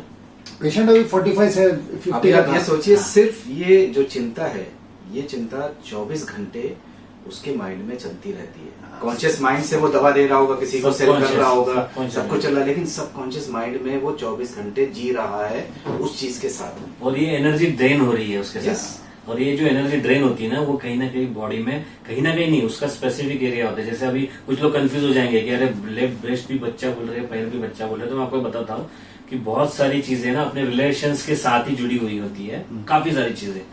जैसे ये जो नाक की, गर्दन की, नेक, सम्मान, ऑनर, इस सब चीजों से समाज से भी जुड़ी होती है। वैसे अभी लेफ्ट ब्रेस्ट है तो बच्चा है ना, तो एक मदर की फीलिंग होती है ना बच्चों को, जो चाहती है। आपने कभी देखा होगा ना, जब एक गाय का बछड़ा अगर दिन भर उसके साथ नहीं है, 2-3 दिन साथ नहीं है, या कोई मदर जिसको बच्चे को अलग डिलीवरी के बाद अलग जगह इंक्यूबेटर में रखा जाता है, ऐसा होता है, और बाद में कुछ दिनों के बाद मदर के पास, तब तक वो लेडी को मिल्क सिक्रेशन नहीं होता। तो ये साइंस क्या है ना, साइंस सिर्फ उसको डिस्क्राइब कर सकते हैं कि ये ना इसका ये हार्मोन है, पोस्टीरियर पिट्यूटरी ऑक्सीटोसिन सिक्रेशन। तो ये जो चीजें जो कि एक हद तक सही है, ये बिल्कुल सही है, लेकिन इसको जो ट्रिगर कर रहा है ना, मतलब ये जो अभी आपके जो लेडी के जो हार्मोन्स है, वो प्रोजेस्टेरोन हो, एस्ट्रोजन हो या ऑक्सीटोसिन हो, सारी चीजें जो है ना वो यहाँ पर है ना, तो उसका जो उसका मैकेनिज्म जो चेंज होता है ना, उसको ट्रिगर कौन करता है? एक थॉट ट्रिगर करता है उसको। ये थॉट की वजह से ये मैकेनिज्म चेंज हो जाती है और इसका आउटपुट एक आ जाता है। ये मातृत्व की भावना उसको ट्रिगर करती है। तो ये सारी फिजिकल चीजें ना यहाँ पे है, समझो यहाँ पे है, और ये मेन कॉज थॉट प्रोसेस है जो इसको ट्रिगर किया। अगर वो सही तरीके से ट्रिगर करेगा तो सही आउटपुट आएगा, अगर सही तरीके से ट्रिगर नहीं करता है तो यहाँ पे गड़बड़ हो जाएगी और आउटपुट गड़बड़ हो जाएगा। और मॉडर्न साइंस यहाँ पे देखता है कि क्या गड़बड़ हो गई है, हार्मोन कौन सा, ऑक्सीटोसिन ज्यादा हो गया, प्रोजेस्टेरोन ज्यादा हो गया, क्या ज्यादा हो गया, लेकिन वो क्यों ज्यादा हो गया? थायराइड अगर आपका गड़बड़ हो रहा है, थायराइड क्यों गड़बड़ हो गया? शुगर हो रही है, क्यों हो रही है? उसके ऊपर एक थॉट प्रोसेस है, स्ट्रेस है जो इसको ट्रिगर कर रहा है। ये यहाँ पे ना, ये जो एरिया है ना, यहाँ पे सिर्फ होम्योपैथी फोकस करती है, ये रूट कॉज होता है। तो यहाँ पे भी हम देख रहे हैं कि इसके हार्मोन सारे गड़बड़ हो गए, इसलिए उसकी यहाँ की जो नेचुरल जो बॉडी की मैकेनिज्म होती है जिसकी वजह से एब्सेस नहीं होना चाहिए, रॉन्ग तरीके से टिश्यूज में गड़बड़ नहीं होनी चाहिए, तो इसका थॉट क्या गड़बड़ है? तो उसको ये पूछा गया, तो उसने ना बहुत सोचा, तो बोला हाँ सर, आपको मैंने बताया ना सर कि मुझे ना टेंशन क्या हो रही थी ना सर, कि ये बॉस है ना देर तक रोकता है तो जल्दी घर छोड़ता नहीं है, घर छोड़ता नहीं है, तो मुझे ना सर वही टेंशन होता है, तो मैं घर पे टाइम पे नहीं आऊंगी ना सर, तो मैं ये बच्चे का सर कैसे करूंगी? इस पे ध्यान ही नहीं दे रही हूँ सर, पिछले 6 महीने से मैं बच्चे पे ध्यान ही नहीं दे रही हूँ। मतलब क्या सर, मैं जब छोटी थी ना, सो मुझे मदर का, सब हमारे पेरेंट्स तो मदर तो घर पे थी, हाउस वाइफ थी, तो मुझे तो ध्यान मिलता था। तो सर ये बच्चा डिजर्व करता है ना, मदर का अटेंशन डिजर्व करता है कि नहीं सर? आप मुझे बताओ, ये मेरा अटेंशन मिलना चाहिए ना। अगर मैं अभी उसको प्यार नहीं दूं, अभी उसको मैं वो लाड दुलार नहीं करूं, उसकी तरफ नहीं देखूं, वो दिन भर अकेला ही रहता है सर, अकेला रहता है। और ये सर चीजें ना मुझे 6 में आप बराबर बोल रहे हो सर, ये यहाँ पे उसको अभी समझ में आया कि सर आप बराबर बोल रहे हो कि पिछले कुछ दिनों सर मैं वही तो आपको बता रही थी, कोशिश करती थी कि मैं जॉब सर छोड़ना चाहती हूँ। तो मुझे लगा कि बॉस की चिड़चिड़ी की वजह से जॉब छोड़ना चाहती है, तो हम नक्सलवादी की तरफ गए। फिर लगा कि घर के काम की वजह से हो रहा है, तो सारा काम तो उसको पूछा, तो उसने बोला कि नहीं सर, सारा काम तो क्या है ना सर, मेरी सिस्टर इन लॉ भी थोड़ा हेल्प करती है, तो ऐसा नहीं है कि उसका मुझे ज्यादा फोकस नहीं है, और मेरी मदर इन लॉ भी अभी ठीक है थोड़ी, वो भी करती है, तो उसका नहीं है ज्यादा। लेकिन सर ये चीज है, मैं बहुत सोचती थी सर कि ना मैं इसके साथ है ना गलत कर रही हूँ, मैं इसके साथ सही नहीं कर रही हूँ। ये एडेप्टेशन देखो, मैं इसके साथ बच्चे के साथ सही नहीं कर रही हूँ, I am doing injustice to him. ये बच्चा है, अभी उसको मैंने देखना चाहिए, उसका माँ की तरीका का मेरा जो फर्ज बनता है वो मैं सर नहीं निभा रही हूँ। कैसी माँ है तू? और मैं जॉब कर सर, पैसे के लिए जॉब करना पड़ता है, लोन होता है, EMIs होते हैं, तो मैं जॉब भी तो नहीं छोड़ सकती। लेकिन मुझे लगता है बच्चे को क्या करना है, जॉब वॉब से लेना देना है, बच्चे की तो गलती नहीं है वो सारी चीजें। करेक्ट। तो लेकिन ये सर, ये इसका मुझे टेंशन था। तो ये सोचो, जैसा मैंने एग्जांपल दिया, गाय बछड़ा अगर दूर है ना, अचानक से बछड़ा जब आता है ना, तो देख के ही उसको ना गाय को मिल्क आना चालू हो जाता है। आपने अगर एक्सपीरियंस किया देखो, और बहुत सारी लेडीज में भी ऐसे होता है। अभी जैसे हम लोग बच्चे जैसे रोना चालू कर दिया तुरंत आ जाता है। अभी जैसे ही हम लोग की एनर्जी अगर डाउन है और हम लोग वीडियो बनाने लगते हैं, हमें लगता है कि आप लोग सुन रहे हैं, तो एनर्जी आ जाती है। Yes yes yes. एक केस था, मतलब उसको ट्रीट नहीं किया था, लेकिन मैं आपको अभी याद आया तो मैं एग्जांपल दे रहा हूँ कि उसकी ना वो पेशेंट एक आया था, तो उसने सिर्फ पूछने के लिए बताया कि सर मेरी एक आंटी है, उसका एज तो काफी ज्यादा है, 40-45 के आसपास है, और उनको अभी मिल्क आने लगा सर। हाँ, ऐसे पूछा। तो हमने इसी कंसेप्ट को लेके साइकोडायनामिक्स से उससे पूछा कि उसको ना क्या है, छोटे बच्चों को लेके कुछ ऐसे अलग फीलिंग या टेंशन या स्ट्रेस या कुछ अलग था ऐसे। तो उसने बताया कि हाँ सर, मतलब वो उनकी तो शादी हुई नहीं है। हाँ, उनकी शादी नहीं हुई है, लेकिन अभी मेरे भाई को बच्ची हुई, तो वो बहुत उसके साथ है ना, उसका लगाव बहुत है, उसके साथ बच्ची के साथ बहुत लगाव है।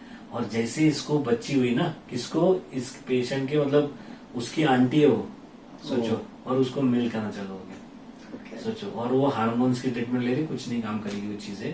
क्यों? क्योंकि इसके थॉट्स को मैनेज करना जरूरी होता है, जो होम्योपैथी से होता है। ठीक है, तो एक केस याद आया इसलिए बताया। तो इस तरीके से कनेक्शन होता है। तो ये जो माँ है ना, इसका जो मदरहुड था ना, जो मदरली फीलिंग्स थी ना बच्चे की तरफ, वो क्या थी, ये एडाप्टेशन था। और फिर अभी आप बताओ कि ये रेमेडी हमको क्या देनी चाहिए। तो ये उसका प्रेजेंटेशन था। तो यहाँ पे मुझे क्लिक हुआ कि उसको कंसर्न क्या है और क्यों उसको ब्रेस्ट एब्सेस। सबसे पहले तो मुझे ऐसा लगता है कि वो अपने आप को कोस रही है कि यार ये मैं गलत कर रही हूँ। यस, ये तो मुझे लगता है कि भाई क्या, मतलब ऐसा नहीं है। यहाँ पर कई सारे महिलाएं हैं जो मुंबई में जो जॉब करती है, बच्चों को टाइम नहीं दे पाती, लेकिन उसमें से अपने आप को कोसने वाली कौन है? ये मेरा फर्ज है बच्चों को देखना, मतलब हस्बैंड वाइफ दोनों काम कर रहे हैं। हस्बैंड को नहीं लग रहा है, बच्चे को देखना मेरा फर्ज है। ये मदर को लग रहा है, इसलिए इसने बीमारी ली, देखो इसलिए इसने इतनी बड़ी बीमारी ली। इन्वर्टेड निपल बढ़ने लगा था, हार्ड हो गया था, और मीनवाइल ये चक्कर में उसने और एक सर्जन को दिखाया था। और पहले सर्जन ने एंटीबायोटिक दी थी, वो ली थी, कुछ काम नहीं हो रहा था। दूसरे सर्जन ने दूसरी एंटीबायोटिक दी, और इसमें 1-1.5 महीने का समय शायद गया होगा उसका भी उसको। और उस वक्त हम सेपिया की पोटेंसी बढ़ा के दिए, नक्सोमिका को बढ़ा के दिए, उसको कुछ असर नहीं हो रहा था। और ये जब लास्ट टाइम जब वो आई इस दवा के वक्त, उसने बताया सर मैंने वो दवा सब बंद कर दी है, क्योंकि मुझे दिख रहा है कि उसका कुछ असर नहीं हो रहा है। उनके हिसाब से surgery is the last option. हाँ, ये surgery is the last resort उनके हिसाब से, कुछ कर नहीं सकते। तो सर मैं आपके पास आई हूँ, ठीक है, मुझे हमें तो विश्वास है होम्योपैथी पे, तो इस तरीके से वो आए थे। तो उन्होंने वो दवा सारी बंद कर दी थी, और क्योंकि उसके बावजूद उसको सेकेंड भी फिर से ड्रेन होने लगा, एक जा रहा है दूसरा आ रहा है, पूरा breast. Actually it was a bad scene actually. उसके फोटोग्राफ्स उन्होंने भेजे। तो inverted nipple again a big concern, that was tending towards malignancy and internal swelling which was becoming harder day by day. So even I was concerned. So here I took time, I gave a lot of time, and I made sure कि ना she has to reveal the exact concern. और she did actually. इस वक्त उसने सारी चीजें बताई। नहीं, अभी जो इसने ये बताया ना, ये अपनी डिसीज के साथ मैच कर रहा है। तो अभी क्या हो रहा है ना, हमेशा आपको यही देखना होता है। जैसे बहुत सारे लोग होते हैं, सर हमें तो ना ये कुछ लोगों ने क्वेश्चन पूछे मुझे कि ना सर समझो ना नेट्रोमुर के मुझे ना 5 मेंटल्स दिख रहे हैं और इग्नेशिया के 5 दिख रहे हैं, तो सर कहाँ पे कैसे प्रिस्क्राइब करना है? तो ये सारा आपको ने एक खिचड़ी बनाना होता है। आपको हर चीज समझनी होती है कि तड़का कैसे लगाना है, दाल कितनी डालनी है, पानी कितना डालना है, सारी चीजें जब साथ में आती है ना। जैसे इसमें डिजीज जैसे हम ओवरलुक नहीं करना होता है, फिजिकल्स को ओवरलुक नहीं करना होता है, यहाँ पे बहुत जरूरी था। In fact I should have insisted more in the first consultation itself. I should have insisted कि नहीं बताओ, डिपेंड करता है, बिकॉज इस पेशेंट के साथ थोड़ा रैपो था, अंडरस्टैंडिंग थी, काफी टाइम से आ रहे थे। तो अलग अलग चीजें होती है। तो ये चीज जब तक, तो यहाँ पे ना साइकोडायनामिक्स के साथ मैच करना बहुत अच्छा टूल है अपने पास। साइकोडायनामिक्स एक बहुत अच्छा टूल है। We cannot rely on it 100% every time. Yes, but tool is for good case taking, not for deciding the remedy. Not for deciding the remedy. Remedy तो आपके मेट्रोमेडिका से ही आएगी, अडाप्टेशन से, कंसर्न अडाप्टेशन से आएगी। केस टेकिंग आपकी बेहतर बनाने के लिए, जैसे अभी आपको समझा बेस्ट, तो आप गए बच्चों की बात पूछी, तो फिर उसका वो ये सामने आया कि वो अपने आप को कोस रही है, अपने मातृत्व को कोस रही है, और उस कोसने की वजह से वहां पर उसके एब्सेस बन रहे हैं। इसलिए लेफ्ट ब्रेस्ट ही उसका अफेक्ट हुआ, क्योंकि एग्जैक्टली जो कोइंसाइड होती है ना एनर्जीज, वही एनर्जीज उसकी ड्रेन हो रही थी। तो यहाँ पर एक चीज ऐड करना चाहूंगा, जो अपने 3 पहिए होते हैं, जो हरिंग साहब ने बताए थे, 3 पर्टिकुलर सिम्टम के, जिसके ऊपर हमारा प्रिस्क्रिप्शन बेस्ड होता है, तो उसको थोड़ा सा मॉडिफाई करते हैं। That is what of the case, why of the case and how of the case. किस तरीके से पेशेंट बता रहा है, क्या बता रहा है, और क्यों वो डिजीज कंडीशन में गया है, या वो क्यों ऐसा बता रहा है। तो ये हमारी डिस्कवरी है। ये चीज हम लोगों ने कई सारे केसेस से सीखी है। जैसे कृष्णा का भी जो केस है, मेरा भी जो केस होगा, क्रोनिक केसेस में हम लोग व्हाट और हाउ को सेकेंडरी रख करके व्हाई के ऊपर ज्यादा फोकस करेंगे, तो हमें सक्सेस ज्यादा मिलेगा क्रोनिक केसेस में। ठीक है ना, एक्यूट में तीनों चीजें मिलती हैं, बहुत सही। तो व्हाट और how becomes secondary in chronic case taking, but why becomes most important. And in first 2 consultation, in first 2 prescription, I missed that part. Yes. Why जो है ना वो हमें नहीं मिला था। Why क्या है इसमें कि ये बच्चे का कंसर्न, मैं गलत, मतलब बच्चे को तरफ ध्यान नहीं दे रही हूँ, ये why है। What क्या है, ब्रेस्ट एब्सेस, और किस तरीके से वो कंसर्न बता रही है वो। हाउ क्या है, हाउ में उसका एडाप्टेशन, मतलब उसका केयरफुलनेस, ठीक है, how she handling with the disease. हाँ, उसका हर एक बच्चे की तरफ ध्यान देने का तरीका, और क्या वो खुद को कोस रही है। मतलब बच्चा तो कुछ बहुत बढ़िया है, कुछ प्रॉब्लम नहीं है। बच्चे ने कभी कंप्लेंट करी है इस बात में? हाँ भैया, बच्चा बीमार पड़ रहा है और बच्चा स्टडीज में नीचे जा रहा है, बच्चे की हालत खराब होती जा रही है, तो फिर वाजिब है उसने वो मानना। तो थोड़ा वो प्रोपोर्शनेट हो सकता है, लेकिन यहाँ पे कंप्लीटली आउट ऑफ प्रोपोर्शन है, क्योंकि वो बच्चा भी कुछ नहीं, बच्चा बहुत मस्ती कर रहा है, बहुत बढ़िया है, और उसकी बीमारी भी कम है। तो ये अननेसेसरी थॉट इसने लेके अपनी एनर्जीज को बिगाड़ दिया, राइट। तो ये जो चीज है ना, इस यहाँ पे ना रेमेडीज का व्हाई, व्हाट और हाउ भी समझ में आया। एडाप्टेशन क्या है कि मेरी जिम्मेदारी है, मेरी जिम्मेदारी, मेरा फर्ज है और मैं सर नहीं निभा रही हूँ, तो क्या है ये सब। मतलब मुंबई में ना जॉब करना बहुत डिफिकल्ट होता है, सुबह बहुत जल्दी निकलना पड़ता है, ट्रैवल में बहुत टाइम जाता है और लेट भी शाम को इतना आते हैं ना कि ये कंप्लीट प्रोफेशन बन जाता है। Then you are completely trained out. When you get back home, you are completely drained out. Then you cannot focus or cannot even help in your domestic, domestic things. You cannot give proper time. तो इसकी वजह से बहुत परेशान होते हैं सब लोग। तो ये इसकी स्टोरी थी। तो रेमेडी क्या हो सकती है, आगे बढ़ना है। रेमेडी मेरे हिसाब से ये ऐसी कोई रेमेडी है जो अपने आप को कोस रही है, वो उसका गिल्ट है जो वो लिया है। बहुत सारे लोगों के मुझे ना कमेंट दिख रहे हैं, ऑरममेट बोल रहे हैं बहुत सारे। काफी लोग देखो ऑरममेट बोल रहे हैं, कुछ लोग है ना कमेंट आ रहा है डिजिटालिस, इग्नेशिया भी कमेंट में है।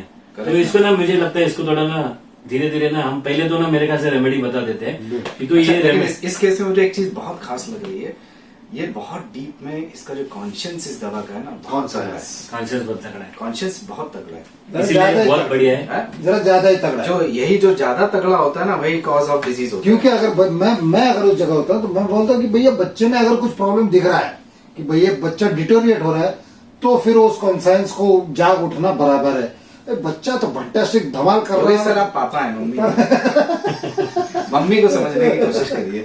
चलो ठीक है, हाँ बोलिए। तो इसका सबसे पहला जो रूब्रिक था, सिंपल रूब्रिक, रिप्रोचिंग वनसेल्फ। हाँ ठीक है, रिप्रोचिंग वनसेल्फ इसमें लिया गया। और दूसरा रूब्रिक क्या लिया गया?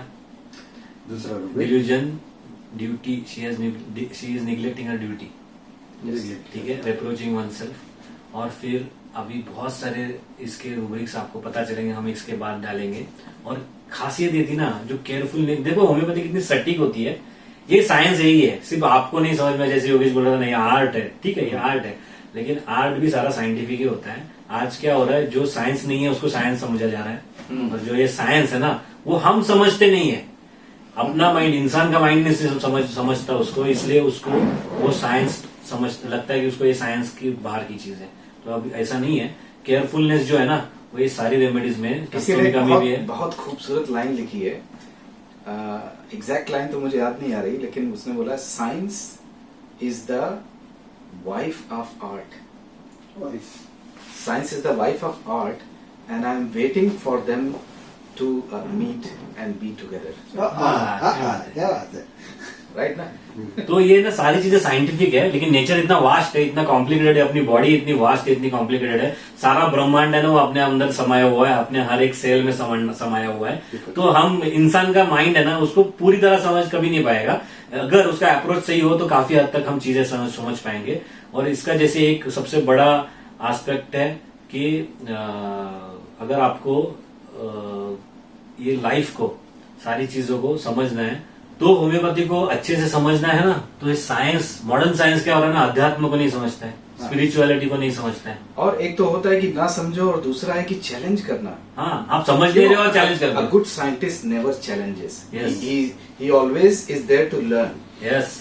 As far as you have not experienced it yourself, आपको उसमें आना, आओ होम्योपैथी एक्सपीरियंस करो 6 महीना। इसमें आर्ट को सीखने के लिए कितना टाइम लगता है, कोई भी आर्ट को 6 महीना, 1 साल, 2 साल पूरी तरह से तो नहीं सीख सकते, लेकिन थोड़ा तो आपको समझ में आ जाएगा ना कि ये जो लकड़ी की बांसुरी है उसमें से सुर कैसे निकलते हैं। अगर समझो फर्स्ट टाइम किसी ने मालूम ही नहीं किसी को बांसुरी क्या होती है, आपको बांसुरी दे दी, फ्लूट दिया, इसमें से सुर निकलती, कोई मानेगा? आप करोगे? अरे कुछ लोग ऐसे होंगे ना इंटेलेक्चुअल, बोलेंगे हाँ इसमें कितना होल्ड है, कितना डायमेंशन है, इसमें से इतने प्रेशर से हवा डालेंगे तो भी म्यूजिक नहीं निकल सकता इसमें से, पॉसिबल ही नहीं है। अरे पहले तू बचा, पहले उसको तू प्रैक्टिस कर, आर्ट है सीख ले उसको, उसमें 6 महीना आप स्पेंड करो। ये जो आर्ट होता है ना, व्रत होता है ना, बोलते हैं ना, एक टाइम स्पेंड करो, फिर देखो उसमें से कैसे संगीत निकलेगा। तपस्या है वो। तपस्या होती है। तो वैसे ही होम्योपैथी में आप अगर सीखना है आपको तो या कोई स्पिरिचुअलिटी सीखनी है आपको, अध्यात्म सीखना है ना, तो जब ये होम्योपैथी आप सीखेंगे ना, ये एक्सपीरियंस लेंगे तो आपको अध्यात्म ही समझेगा। बिल्कुल, ये होम्योपैथी ही ऐसी चीज है जो साइंस को स्पिरिचुअलिटी के साथ बांधती है, कनेक्ट कर सकती है। बिल्कुल। ठीक और है, मुझे ऐसा लगता है होम्योपैथी ही ऐसी चीज है जो साइंस और स्पिरिचुअलिटी को कनेक्ट जोड़ कर सकती है। और अच्छी तरह से देखो, आजकल जो बहुत सारे डॉक्टर्स एक्सेप्ट करने लगे कि स्ट्रेस की वजह से होता है, स्ट्रेस की वजह से होता है, स्ट्रेस की वजह से होता है। अरे लेकिन क्या एग्जैक्ट स्ट्रेस है वो होम्योपैथी आपको बता सकता है। ये एग्जैक्ट स्ट्रेस है ना जो उसको ब्रेस्ट एब्सेंस तक लेके गया। नॉट ओनली बता सकता है, उसका सोल्यूशन भी है। क्योंकि अगर सिर्फ हम थियोरेटिकली बता रहे हैं तो हम गलत है। यस, सही कब है, ये दवा जब थर्ड मेडिसिन उसको दी, within a week the abscess started regressing, सारी चीजें ड्रेन बंद हो गया, सूख गया। और अभी पिछले 2 महीने से, आई थिंक 2 महीने से उसका इन्वर्टेड निपल भी पूरी तरह से बाहर आ गया। Breast absolutely fine, absolutely fine. और उन्होंने एक्सपीरियंस किया है। सो रेमेडी थी साइक्लामेन। साइक्लामेन। तो साइक्लामेन बहुत ही इंटरेस्टिंग रेमेडी है। इसका क्रक्स है जो है ना, यही क्रक्स है जो मैंने अभी बताया, इसको ही ध्यान में रखो। पूरी रेमेडी हम किसी और दिन सीखेंगे। पूरी रेमेडी सीखने के लिए इस लेक्चर का जो मकसद है वो केस टेकिंग के जो पहलू हैं उनके ऊपर महत्व देने का है, पॉइंट आउट करने का है, ना कि दवा को समझना। तो साइक्लामेन जो होती है ना, वो अपने आप को कोसती है, क्रिमिनल समझती है अपने आप को, गुनहगार समझती है। मेरे बच्चे की गुनहगार हूं मैं। हाँ, मतलब मैं कर नहीं पाई, मैं गलत हूँ, मेरी ड्यूटी थी। और उसकी वजह से सैड हो जाती है। सैडनेस के कैसे रूब्रिक है ना, क्रिमिनल फीलिंग के साथ सैड फील करती है कि यार मेरी वजह से ये हो रहा है, मैं गलत कर रही हूँ, मेरी वजह से हो रहा है। और खुद को कोस के, और वो ये जो स्ट्रेस एक तरीके का स्ट्रेस है। जैसे ये हमारे रेमेडीज में बराबर उसको रेमेडी दी, उसको 30 पोटेंसी दी, और within a week it worked miraculously. हाँ, और अभी ये पूरी तरह से पेशेंट ठीक है। तो साइक्लामिन के रूब्रिक हम यहाँ पे आपको सारे दिखाएंगे। जो लिए थे वो अपन रूब्रिक दिखाते हैं। यस, पूरे रूब्रिक तो आपको समझ में आ जाएगा, जिसमें ये है कि ना केयरफुलनेस जो था ना, देखो ये ऐसे होता है कि हम गलतियां कैसे करते हैं। केयरफुलनेस वहां पे भी लिया था, सेपिया में भी है, नक्सोमिका में भी है, साइक्लामिन भी है। तो कुछ चीजें होती है जो हम सही तरीके से पकड़ पाते हैं, लेकिन ना सिर्फ केयरफुलनेस से आप प्रिस्क्राइब नहीं कर सकते। उसका कोर, जैसे नक्सोमिका का कोर हमने बताया कि उसका कंसर्न काम को परफेक्टली करने का होता है। सेपिया का भी काम परफेक्ट घर का काम करना होता है, घर का कंसर्न होता है। साइक्लामिन का क्या होता है ना, खुद को कोसना, खुद को क्रिमिनल समझना, खुद की गलतियां, खुद को रिप्रोच करना, ये होती है साइक्लामिन। तो आरोमेट के साथ कैसे डिफरेंशिएट करेंगे? मैंने इसको मेरे भी माइंड में, जैसे काफी लोग बोल रहे हैं ना, ऑरोमेट डिजिटलिस, ये 2 जन है जो खुद को कोसते हैं, या तो फिर क्या कॉन्टेम्पचुअस ऑफ सेल्फ, उसमें ऑरम है जो ऑरोमेट। तो हम लोग अलग से रेमेडी तो पूरा ड्रग पिक्चर लेने वाले हैं, लेकिन संक्षिप्त में अगर बताना है तो ऑरोमेट क्या होता है ना, एक ऑनर वुंडेड के बाद उसको तकलीफ होती है, एक डिग्निटी वाला बंदा होता है। ऑरोमेट भी होता है ना, उसमें डेप्थ होती है, तो उसका बोलने का तरीका भी अलग होता है। और उसको क्या लगता है ना कि ना सारी गलतियां वो भी सोचता है ऐसे ही कि मैं गलत हूँ, मैंने गलत किया, उसकी वजह से सुसाइडल टेंडेंसी की तरफ जाता है। लेकिन क्या होता है ना, उसको ऐसे लगता है कि मेरी गलती की वजह से मुझे ना वो सम्मान नहीं मिल रहा है, लोगों में मेरा ऑनर कम हो रहा है। तो ये सारी ना बाहर से कनेक्ट हो जाती चीजें, कोई मोल नहीं समझता मेरा। तो ये बड़े लेवल पे इसकी डेप्थ अलग होगी। और यहाँ पे साइक्लामिन में क्या है ना, कि ये ऐसी चीजें, छोटी चीज है जिसको ये बहुत बड़ा बना देती है। जैसे बच्चों की तरफ ध्यान देना, मैं गलत हूँ, इस तरीके से। तो ये पूरा डायमेंशन चेंज हो जाता है। वहां पे थोड़ी सी डिग्निटी की बात आती है, ऑनर की बात आती है। ऑरोमेट में प्रोजेक्शन दूसरे की तरफ से, क्योंकि ऑनर है ना, तो दूसरे लोगों की नजर में मैं गिरा, समाज की नजर में मैं गिरा, ऐसा इस तरीके से प्राइम फैक्टर है उसका। हाँ, और डिजिटलिस्ट में क्या होता है, डिजिटलिस्ट में एक बहुत बड़ा रूब्रिक है जो साइक्लामिन में भी है, डिल्यूजन रॉन्ग जो साइक्लामिन में भी है, डिजिटलिस्ट में भी, तो आपको वो लग सकता है। लेकिन डिजिटलिस्ट में क्या होता है ना, डिजिटलिस्ट को लगता है मैंने गलती की और अभी जो ये चीजें हो रही है ना, ये मुझे उसकी पनिशमेंट मिल रही है और मिलनी ही चाहिए, सही है, मैंने गलत किया तो मुझे मिलना चाहिए। तो ये फीलिंग होती है ना, उसकी वजह से ना हम जैसे एचएचएफ में बोलते हैं ना कि लागा चुनरी में दाग, छुपाओ कैसे दिखाओ कैसे, ये होता है ना। तो उसको लगता है कि मैंने गलत किया, मेरे इसमें दाग लग गया, अभी मैं कैसे करूँ, इसकी वजह से वो परेशान हो। मतलब अगर वो डिजिटलिस्ट की औरत होती तो वो बोलती है सर ये हो रहा है ना मेरे को, ये मेरी ही गलती है, इसी की वजह से हो रहा है, ऐसा ही होगा मेरे साथ, ये बराबर लाइफ हो में रहा हो है। रहा है ना, तकलीफ हो रही है ना सर मुझे, क्योंकि है ना ये मैंने ले लिया है मेरे बदन पे। तो उसमें ना delusion wrong he has done जो होता है ना डिजिटलिस्ट का, वो ऐसा होता है ना कि जो कहीं पे कंसाइन से जुड़ा होता है कि मैंने गलत किया है, मैंने कहीं मतलब सर मेरा हस्बैंड है और मैंने किसी और के साथ अफेयर कर लिया, गलत किया, मतलब वो पूरा अफेयर भी नहीं करेगी, थोड़ा सा वहां पे जाएगी, फिर भी उसको रियलाइज होगा, स्ट्रेस में चली जाएगी, अरे यार मैंने गलत कर लिया। तो इस तरीके का लोड वो अपने सर के ऊपर लेगी, तो वो होता है डिजिटलिस्ट। या फिर मैंने पढ़ाई नहीं करी, मैंने गलती करी, मैं फेल हो गई, तो फेल होना ही फेल था, होना ही था बराबर है। ऑब्वियसली। तो ऑब्वियसली मुझे सही। पेरेंट बोलेंगे, डांटेंगे ही। तो डांटना ही चाहिए तो मुझे। ये तरीका होता है, ये डिजिटलिस्ट में थोड़ा फर्क है और मेटावर्स में फर्क है, और ये है अपनी साइक्ला में। ओके, सो वंडरफुल रेमेडी, बहुत मजा आया। तो आई होप कि ना लोगों को बहुत सारे डाउट्स जो है ना, बिल्कुल। तो इसमें क्या किया है, तो अभी उसको कुछ 30 की पोटेंसी दी थी और कुछ दिनों के बाद उसको 200 की भी एक पोटेंसी दी थी उसको, क्योंकि उसका इन्वर्टेड निपल धीरे धीरे जैसे ऊपर आ रहा था, तो मुझे लगा कि और ये और शायद 30 से भी थोड़े टाइम के बाद हो जाता था। तो 200 के बाद उसका सारा ब्रेस्ट पूरी तरह से रिस्टोर्ड प्रॉपर जैसा Isn't it natural. amazing? Human body कितनी अमेजिंग है कि इतना सारा पस कहाँ से ड्रेन बॉडी ने अब्सॉर्ब कर लिया, पता ही नहीं चला। और if body can produce so much inflammation and so much pus, it can absorb also, but the similar must match. और देखो सर्जरी हमने ब्रेस्ट को ना, एक जब इस चीज को हमने रिस्टोर किया, क्योर किया, पूरी फैमिली को हमने ठीक कर दिया, सबका टेंशन कम हो गया। सोचो एक फैमिली में एक का अगर किसी That को is breast- holistic, not the patient only in every dimension, हाँ। but her son, her husband, her mother, हाँ। so many people. मैम, और इसमें ना छोटा और डिटेल में अगर बोला जाए ना, तो जब उसका ना उसको जब ना एक हफ्ते में रियलाइज हुआ ना कि ये सूख रहा है, कम हो रहा है, थोड़ा थोड़ा ड्रेन कर रहा था, निपल इन्वर्टेड था, फिर भी उसका केयरफुलनेस कम हो गया। उसने हाँ। कहा सर अभी ना मुझे लगता है ना वो सब मैंने ना बहुत ध्यान रखना वगैरह सब कम कर दिया, सर मुझे लगता है अभी ये ठीक हो जाएगा। हाँ। तो ये होता है कि अपनी रेमेडीज से ना वो जो मॉर्बिड रूब्रिक होते हैं, जो मॉर्बिड एक्सप्रेशन होता है, मॉर्बिड बिहेवियर पैटर्न होता है ना मॉर्बिड, वो कम करते हैं हम, मतलब उस दवाई से कम हो जाता है। और इसी की वजह से वो एनर्जीज जो डिस्टर्ब थी वो लाइंड अप होती है। जिसको ब्रेस्ट को एनर्जी जितनी मिलनी चाहिए अब मिल रही है, बाकी की चीजों में जितनी एनर्जी मिल रही है, तो the person will be able to tackle with his surrounding, his work and his personal things, हर चीज को he will be able to tackle in a perfect way, with a balance Rather he would be able to balance everything. Balance everything. और ये balance जो होता है ना, ये हेल्दी स्टेट होता है।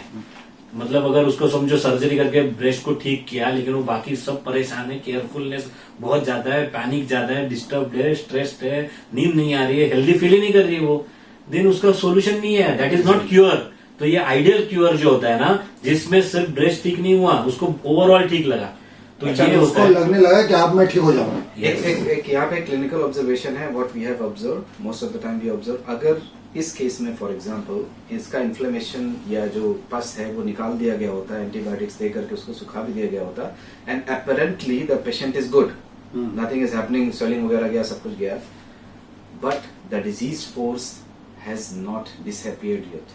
आज ये हुआ है, 1 साल तक में भी, 6 महीने तक में भी ये अच्छा रहेगा। The disease force will take its revenge and it will manifest on something else. That does not mean कि भैया डिजीज ठीक हो गया है। आपने तो कह लिया हाँ ठीक है, अभी तो मैस्टाइटिस गया ना, अच्छा हो गया ना, लेकिन अभी अगर वही चीज फॉर एग्जांपल पस बनने लगा किसी और दूसरे ऑर्गन में, it's the same sister, the disease force is the same, which was not resolved with homeopathic, proper homeopathic medicine.